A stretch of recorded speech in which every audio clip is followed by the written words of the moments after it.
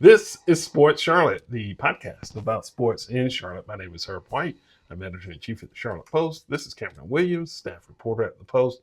It is Thursday, May 14, 2026, and there's plenty to talk about in a lot of different spaces, a lot of different areas, and we're coming off the Truist Championship, which I know you enjoyed immensely. Yeah, it was a fun time. Yeah. Sunday's always a fun one. Good food that they serve in media. You missed out on some good grub. Man, they had these little barbecue sliders from Noble Smoke. Shameless plug. Sure. Yeah, it was fun. Mm-hmm. Unexpected winner, which is always kind of nice and a challenge of sorts for a journalist because you're like, who's this guy? You got to learn about him real quick. Yeah. Why are they walking up 18? Well, it worked out, and first-time winner on the tour, first-time winner, obviously, at Quail Hollow. So, a fairy tale all around. Yeah. It's a life-changing experience. Went even par on the Green Mile, held off the people behind him. I felt like a good media member because I asked one of the most important yet unasked questions. I thought it for sure would have been asked by the time the microphone got back to my little media seat. But, I just asked a winner, Christopher Wrighton. Mm-hmm. I don't know how you pronounce it, but nonetheless, I was like, you go even par on the Green Mile. Can you just walk us through how you played that? And he gave me an answer and it kind of made me think, that's probably why he didn't struggle with it, because he didn't even know what I was referring to. He's like, remember what the Green Mile is again? And I was like, 16, 17, 18. He's like, oh, yeah. Incredibly tough stretch of holes. He's like, it's good to get some birdies on the prior couple holes, this, that, and the other. But in a way, what I'm thinking is, okay, if he didn't even know the coin catchphrase, the Green Mile, that probably wasn't even affecting his mental psyche going into those last three holes. He was just probably in cruise control. He didn't know what he didn't know. Which is sometimes beneficial. Absolutely. So now we turn the page to football, and seasons never end. They do take breaks, though. And do they? Yeah, they sort of just ease back a little bit. One of the things that has taken place that has kind of gone under the radar in Charlotte is over on the BFR, Beatties Ford Road, Johnson C. Smith football. Golden Bulls had spring practices that ended a couple of weeks ago. Very competitive, maybe the most competitive spring camp that they've ever had under Coach Maurice Flowers. And part of the fallout to that was the quarterback room was emptied. They had 4. Then they were left with 1 because Josh Jackson, who transferred in from Central Connecticut State, looked like he pretty much owned the position. And all the 3 contenders behind him all went someplace else. Said deuces. Yeah, we'll see you. But the story doesn't end there. Fast forward to this week, and there's a new transfer who's coming in. A shiny new toy. Yeah, Parker McQuarrie, who previously played at UCLA. He was there for a couple of years, transferred to the junior college, then transferred to New Haven, and had been out of football. And now he's at Smith with 2 years of eligibility left, same as Josh Jackson. And the thing is, now you have at least 2 quarterbacks, and they are competing for that starter's position. But your favorite phrase: if you got 2 quarterbacks, you got none. Well, but if you're playing 2 quarterbacks, you have none. One thing I'm taking from this, and sure, Johnson C. Smith has had players come down from that level in the past. But under Maurice Flowers, you're seeing it more and more and more, that a lot of these guys that don't end up end up making it at the P4 level, they come down and they play for the Golden Bowl. Mhm. And it's starting to become an annual trend that they're getting some high prolific prior prospect or once prospect come play for the Golden Bulls and play well. I'm interested to see how this kid can push Jackson. Will he win over the position? Based on what you said and what we've talked about, you think this Jackson guy's got it down to science. Well, as far as what you've been able to see to this point, he checks off all the intangibles. He's got the size. He has, the throwing. He can throw everything in the route tree. But I think McQuarrie coming in will be a really good competitor with this. Because you're talking about somebody who was a 4-star recruit, signed to UCLA, didn't crack the starting lineup, didn't really play a whole lot. And that's the one thing that neither of them have. Neither has that game time experience of playing Division I football when they transferred out. Mm-hmm. So they've got that in common. And the other thing that stands out about McQuarrie is he is huge. They both are huge. Yeah, but he's even huger. He's 6'7", 235. He looks the role of a quarterback, but again, can he? That's taller than that's taller than most NFL quarterbacks, Jack. Yeah, he's a big one, and Jackson also has the benefit of going through the spring drills, so he is better acquainted, acclimated to that offense. But still, when I talked to Coach Maurice Flowers when this signing was announced, his thing is they'll both get a shot, and no one is written in ink in terms of who will start game one. And I think that will be the battle to watch in spring ball. I mean, in fall ball. We're just getting out of spring. So I think that is going to be interesting where you talk about two former Division I players, Jackson FCS program, and McQuarrie P4 and FCS, and now down to Division II. Who's going to have the upper hand when the season kicks off? I think that's going to be some fascinating stuff. It will be. I mean, I want to talk about expectations because, at least in another one of your stories, Vincent Hill, all CIAA linebacker, really, really solid player, seems to have even loftier goals for this year's team. And there comes a time where, yes, they could have been better than their final record last year. But it's like, there's going to come a time where you're going to have to get on a level. If you're really wanting to keep pushing and pushing for an eventual Division II championship, you're going to have to get on the level of the, Bowie State? Not Bowie State. Virginia Union. Well, no, they are Virginia Union. But what's the Dogs? Come on, what's the school that's always beating the brakes off teams? They won the Division II national championship last year. Well, I'm trying to think of who that was. But, if you're talking about, national. They're going to have to go on that national level. Yeah. Because a school like Pittsburgh State. Ferris State. Yeah. Ferris, Pittsburgh State. Those types of schools, you can just look around annually and you can find them somewhere in that mix.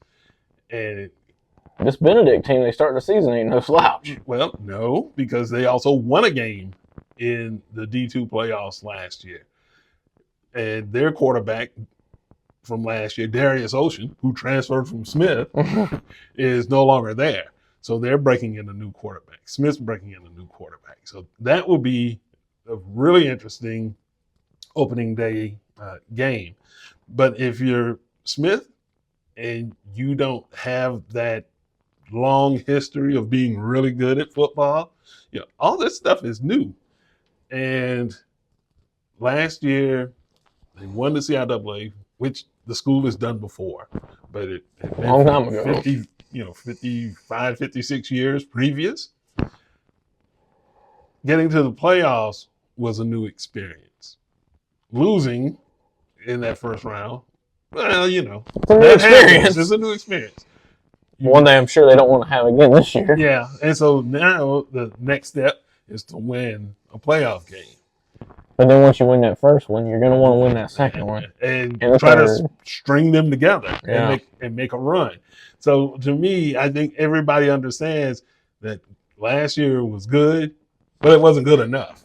And so if you want to be good enough to be able to challenge for a title, you are going to have to keep improving. And if these quarterbacks are part of that mix, then they could be really good again on the CIAA level, and maybe even good enough to make it back to the D2 playoffs. The rest of the team, the infrastructure is there.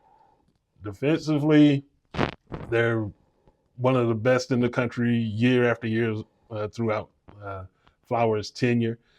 The offense brings back a whole bunch of people, except for that quarterback. The offensive line, you got guys, 6 or 7 people who started games last year. They all returned. The skill position people are all back. So you're not going to leave it up to the quarterback. You don't have to depend on whether it's Jackson or McQuarrie. You don't turn over the keys and say, go win us the game. You already have all the weapons. All you have to do is not screw it up. It's time for quad piece prediction. Go ahead. Undefeated regular season, CIAA champs, 2 playoff wins, losing the third round.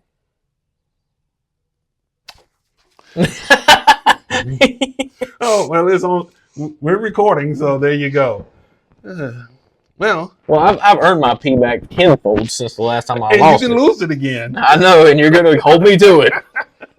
But it does bear watching when fall camp gets underway. I shouldn't have made that prediction. They got a tough non-conference now that I look at it. Well, yeah, because after Benedict, they're also playing with Fort Valley. Yeah, they've got one of the most favorable conference schedules, at least in my opinion. Mm-hmm. But let's see here. I know after Benedict, it don't get any easier. Yeah, I think it's Fort Valley because Albany State, Albany State. I'm sorry, who beat Benedict right twice or 3 times. Mm-hmm. So yeah, Albany Winston-Salem State, and Albany State's new coach is Smith's former linebackers coach from last year. Right. So, and that's at the Black College Football Hall of Fame Classic in Canton, Ohio. So they're playing on the campus of the Pro Football Hall of Fame, but as which far is a big deal. as their And then the conference schedule, CIAA. Mm-hmm. you avoid Union. So your toughest opponent in the CIAA is probably Fayetteville State. And then you got Bluefield, Shaw, Lincoln. Shout out GOJ.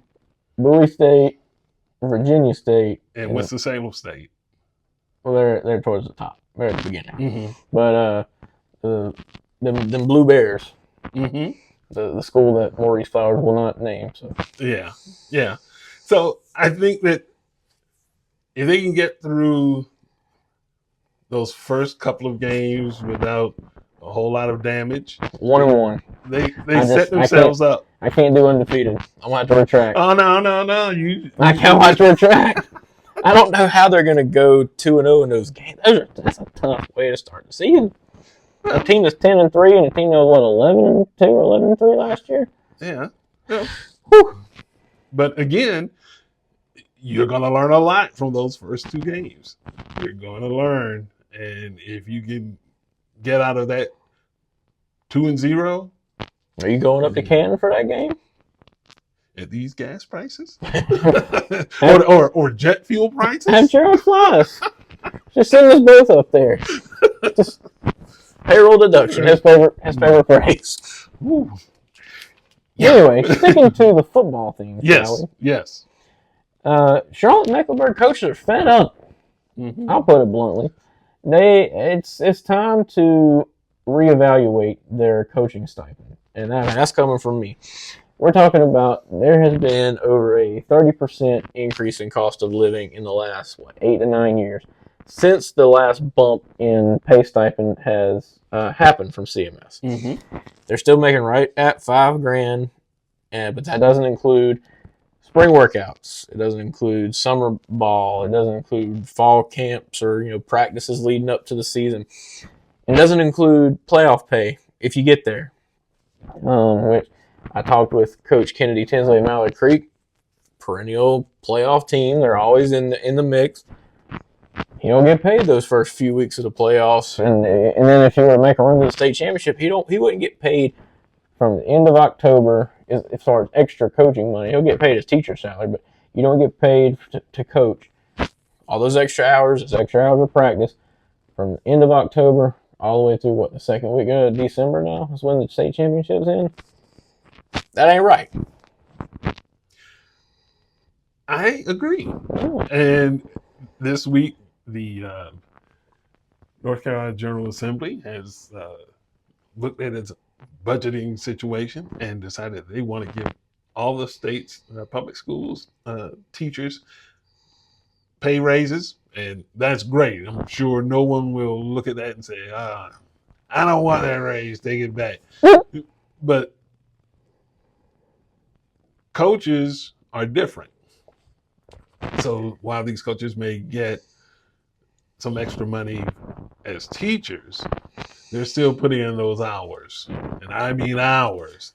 Well, another thing that stuff. People don't factor in, these stipends are taxed at an outrageous 40-something%. Oh, that's even worse. Yeah, so while you get all that cash up front, they're in some kind of tax thing to where come W-2 time, which just passed in April, yeah, you're getting taxed heavily on that money. Mm-hmm. So, I mean, it's essentially, it's almost like a gambling tax. Gambling when you're taxed just under, right at 40%. So it's the same. So you're not really seeing $5,000. You may see it up front, but you have to pay some of it back come April. And to me, that's outrageous. On top of outrageous, it's outrageous that you're only getting $5,000 to start with. It hasn't changed. And then the state is going to tax you that way when it comes to having to work this through. What they should do is, if you're a coach, factor in that same money. What CMS should do, or anywhere in the state that does it the way CMS does it, you put that money, you allocate it and put it towards your teaching salary. But then people are like, well, that'll cause it stink, because then you'll have teachers making more money than the others that have in more years or less years. But what you're not factoring in is teacher B isn't coaching 2 sports. Just factor into their salary. That way they're getting taxed the money based on what their salary is, not separate. Mm-hmm. They're not having to file 2 different things, or sometimes if a coach will coach more than one sport, 2 or 3 different things. Yeah. So it lets you see more of that money. Yeah. And I don't know if the school district has really paid a whole lot of attention to the coaches when it comes to this, because there have been rumblings in recent years. For a lot of years. And nothing's happened. And I know that public schools are catching a lot of grief in a lot of different corners. I understand that. But also, governments, in this case, budgets are a pledge to do something. Mm-hmm. And when you budget and don't have anything in there to take care of people who are spending more time in some instances with people's children than the parents are, something should be done about that. And I know sometimes, Charlotte is the kind of place where people don't ruffle any feathers. Yeah. Don't rock the boat. Well, and I give these coaches credit for just going on the record and saying, you know what, that's not right. Well, the thing that CMS isn't realizing, I mean, it's right there in front of their face. You're going to end up losing some of your best coaches. It's that and cut it and dry. Happens. It has happened. I mean, you look at when Palmieri left Mike Palmieri left Mallard Creek.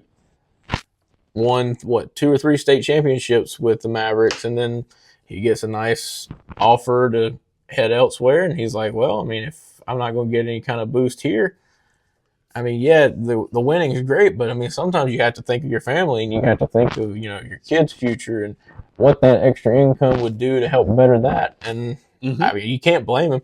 You look at, on average in Georgia, coaches, and this is just a lump sum average from newbies to the experienced, are making $80,000 annually teaching and coaching.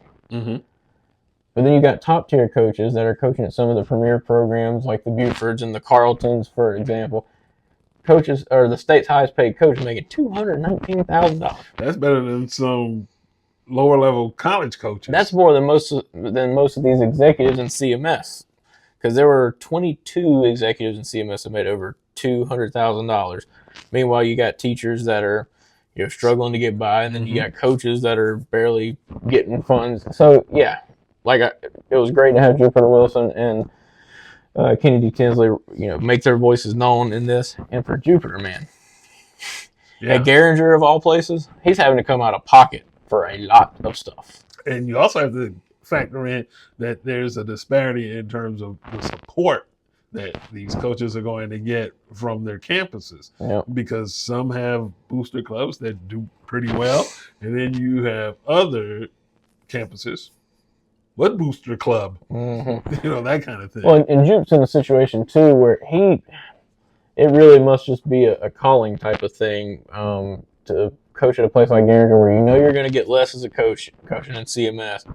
But after he was fired, dismissed, however you want to say, from Cabarrus County, he let me know in Cabarrus County, right before he left, they had just implemented a 20% increase where coaches that had 12 or more years experience, they were getting right at $10,000 in coaching stipend. That's double what CMS is making. And it's a slightly smaller county, and it's right down the street. CMS has to do better. I mean, it's just that simple. Yeah, well, now the question becomes, will CMS do better? Doubt it. But then again, now that I think about it, if you're talking about the second biggest school district in the state, one of the 20 largest in the country, and it still has high reputation high school football, it's almost like a bumblebee. If you look at it structurally, it's not supposed to fly. And yet, they do pretty well. Well, and look at outside the box. And I know we're getting a little veered off of the sports topic. We're in the weeds now. We're in the weeds, but it correlates.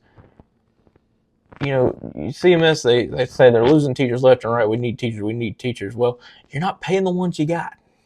If you're losing all these teachers, well, that should free up some money. It would only make sense, right? Where's that money going to? Is it padding the uppity-ups pockets? Or why not say, okay, well, we just lost a $45,000 salary or $50,000 salary. This teacher, you get an extra 10. This teacher, you get an extra 10. This teacher, you get an extra 10. And that way, it makes people want to stay.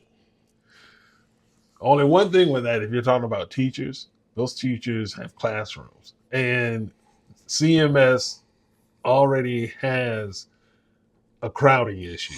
So it's not like you're going to improve that teacher to student ratio when you're constantly losing teachers and you can't replace them fast enough. Even if it has to be, in some cases, I know it's extreme where it's like 1 to 30. If you paid that teacher extra, they might not mind it as bad.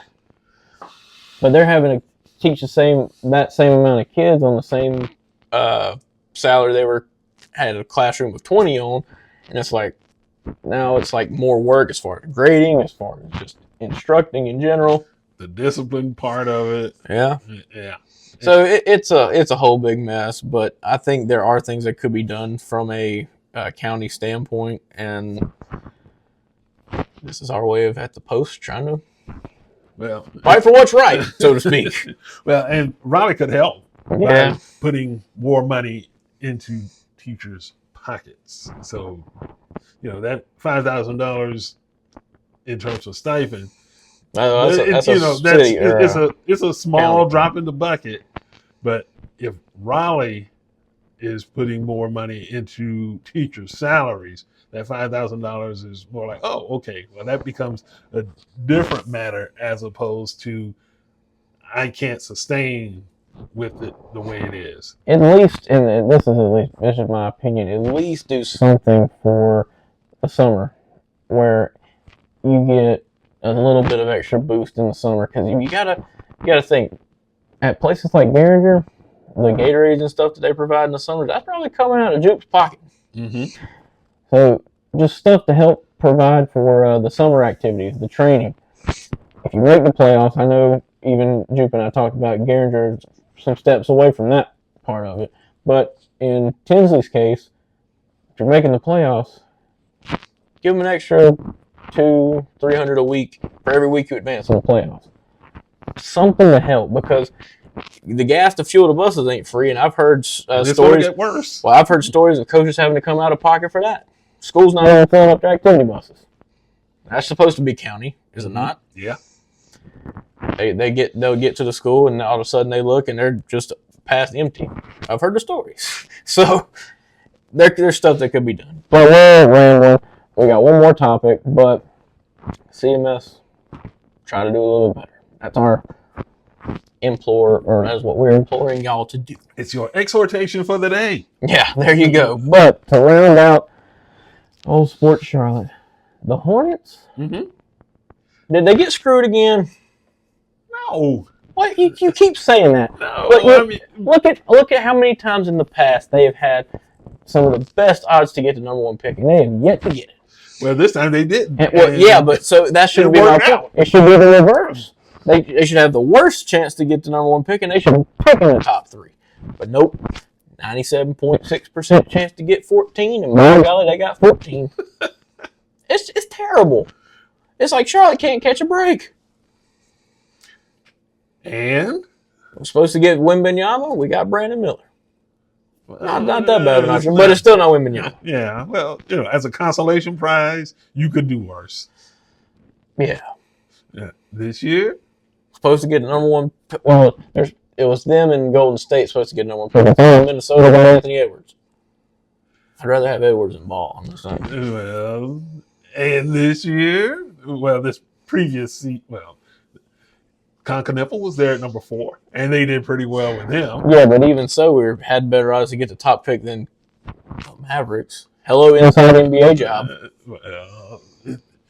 The conspiracy theorists among us are pointing to this and just saying, when is it going to fall for the Hornets? Can't say. Well, it fell for the Wizards. Well, one could argue that the Wizards needed a break more than the Hornets did, historically. Maybe after this past season. Yeah. But think about the Wizards, and I did see a funny tweet. It said, who's going to stop this team, or what's the ceiling for this team? Because you think about the Wizards now. They got Trae Young. Mm-hmm. They got Anthony Davis. If them boys stay healthy, you get the number one pick now, which is more than likely going to be A.J. Demancia from BYU. Incredibly talented, 20-point per game scorer type. They've got a good core. I'm just saying. But the caption was, what's going to stop this team? And then on first comment I read, injuries. I was like, yeah. Yeah, well, it could be. And who knows? Just because this past year, Trae and AD had been in. Well, but the Wizards were committed to fully tanking. And since this is the last season of no penalty tanking, we'll see. How do you determine if someone's purposely tanking or not? Because when your best players look healthy and but if they're listed on me, and your team decides, well, you know what? Just take the rest of the season off. Trae Young was still playing with the Atlanta Hawks by the time he was traded, and all of a sudden he can't play.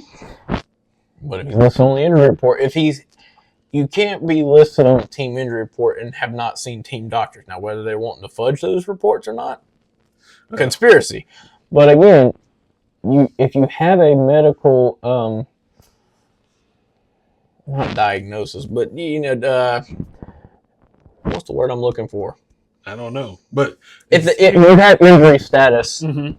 there's a word for it. I'm blanking on it. But how do you prove tanking? I'm just saying, if a doctor's willing to sign off that, okay, this is what's wrong with this person, well, I don't know how you can prove it. Well, unless you're using an independent doctor, you probably can't. Yeah. But on the other hand, Anthony Davis was injured, so he's been injured the last 5 years. Yeah, so you can say with a certain degree of righteousness that yeah, we know he's hurt because he's always hurt. But Trae Young, and then there are other teams, Utah Jazz, on and on and on, who've found ways to keep their best players off the court, move some down to the G League if they show any kind of potential, and all the other stuff. So I'm glad that the NBA is trying to do something to prevent tanking and punish folks for like leaving it all out there obvious and everything. And the Wizards, good on you. Just don't screw this up. And hopefully whoever they take at number one will have a healthy, lengthy run in the NBA to turn that franchise around. And as for the Hornets, I don't think the Hornets were screwed. So can you get a good player at 14 and 18? I'll talk about the Hornets in just a second. But if you're Washington, you got 4 viable options. AJ DeVanza, Darren Peterson, Cam Boozer, and Caleb Wilson. Who are you taking? Let's see. It all depends on what I need at the moment. Well, if you're the Wizards, you need everybody. So, well, see, Wilson and Boozer kind of play the same position. That's going to be your power forward. If you're playing Anthony Davis at center, then there's a spot open for him immediately. DeVance's more of that 3. Still plenty of explosive scorer. Yeah, and Peterson's a 2. So you're not infringing on your former All-Star point guard or former All-Star center. Take your pick. Yeah. Caleb Wilson's had some injury issues with the hands and everything. Yeah, I think that was kind of sketchy too, but okay. Why would that be sketchy? Are you just thinking that he was just holding out for the draft? Yeah. Well, then you re-injured his other hand. I mean, he went to the hospital, and you saw that. I don't know. I mean, that would be really sleazy of a guy to do that, especially when your team makes the NCAA tournament. But maybe it wasn't his call to make. You wouldn't catch Kyrie Irving doing that for Duke, even though they didn't win the national championship. At least he came back. If anyone ever found out that was what Caleb Wilson did, Carolina shouldn't like him very much more. Well, but again, sometimes you will sit on that just to, I'm taking AJ. I think DeVanza has such a huge upside, pro potential. It's almost like this dude is married to basketball. If you've seen some of the stories about his dedication to improving. He's insanely talented.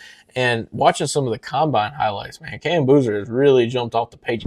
Yeah, being a Duke fan, I watched him all season. I knew what he could do, but seeing some of these numbers and these things from these drills, that dude, he's improved just in the few months they've been off, or since their season ended. It's like, I don't think you can go wrong with any of them. I'm taking DeVanza, man. DeVanza would be the safe and maybe even obvious pick, unless you uncover something that says, we have a feeling that this guy is going to be even better. Darren Peterson's nasty. I mean, he can score he's probably the best pure scorer out of any of these guys. The best upside potential, I think it's DeVanza. Well, Cam Wilson got a lot of upside.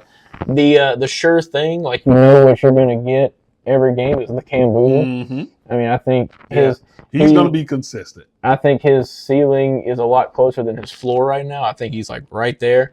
I think with the other 3 guys, they've got a while to go before they can reach their ceiling. When they blow up, they're going to be big. Which is scary. Hornets. We'll wrap this up because we're getting long-winded. 14 and 18, you say? Mm-hmm. Oh, I'll say it. Again, I talked with you about it before we started. Package them. Those two and a player get into the top 3. I think Memphis could go for something like that. Yeah, and on the other hand, Memphis is probably trying to shop John Morant as well. That's true, but unless Memphis is really sold on Cam Boozer or Caleb Wilson, I think 1 and 2 is going to be DeBanson and Peterson. You package 14 and 18 with a player on the current roster. Could be Kobe White. Could be. Well, but Kobe is also a free agent. Oh, that's true. Well, aren't they trying to sign him? They are, but they haven't yet. Right. Okay. Well, if they sign him before draft day, what player that's currently on the roster that is signed, and 14 and 18 to get into that top 3, that's what I would do. If I'm Plotkin, Schnall, and Mr. Peterson in the front office, that's what I'm doing. Yeah. I'm trying hard because you get the 4th pick last year, and then subsequently you package that, and you parlay that with getting the top 3 pick this year with Ball and Miller, because I talked about shopping Miles Bridges. And then you look in free agency to possibly add a center to help out. Because, I mean, Musa, he is a very serviceable and he works harder than anybody on the floor as far as, but his offensive game just isn't there. Mm-hmm. But 2 top 5 picks in the last 2 years with Ball and Miller. So, I mean, you're talking about a starting 4 minus Musa. You got 4 players that are all picked inside the top 5. That could be good. Well, and it very well might be, but if you're the Hornets, you obviously got to think about what is the position that will get us closer to being a playoff team that can start to make runs. So who are you gonna? That was what we were talking about earlier. That's why you need a center. You do, but who jumps off the page this year at the center position that you're just gonna be head over heels for? Mara from Michigan? No. Nah. Well, but again, to me, he is that much better offensively than Ryan Colburn. He's a shot blocker, he's a shot alterer, and a rebounder. Mm-hmm. But limited offensively. Yeah. Yeah. We're not looking. You already have 2 dudes like that. We're not wanting more limited offensively. I just don't think there's a center coming out this year that jumps off the page enough. Sign one in free agency. That's what I said. Or swing a trade. That's what I said. Then you draft, you package the picks for a top 3 pick, and you get Mr. Wilson or you get Mr. Boozer. 4. You replace your 4 with a 4 of the future. Because Miles Bridges isn't getting any younger. He's got 1 more year as well on his deal. But he's not getting any younger. Mm-hmm. That's true. You get an 18-year-old, done, signed, still delivered. Well, I'm yours. but Miles Bridges, 14 and 18. I don't know. You have to find somebody who partner up with you on that. Somebody has to say, yeah, that's a good deal. We'll take that. Oh, could you imagine though, John Morant and Miles Bridges in the same city? As much trouble as they've caused in the past. Oh boy. Well, but I will defend Miles. He's been a good guy since then. I mean, some people learn. Others might take a while. But this is something that you don't have to learn. You can just go to the charlottepost.com, become a donor, a subscriber, or subscribe to our newsletter, which comes out every Thursday. Also, check out our video podcast on YouTube. Click the bell so that when the podcast drops, you'll be there and it'll be there waiting on you. And shout out to our podcasting partners at Queen City Podcast Network. Also, we're available on Spotify and Apple Podcasts. So for everybody here at the office in beautiful Derita, that's Cam. I'm Herb. Thanks for watching and listening.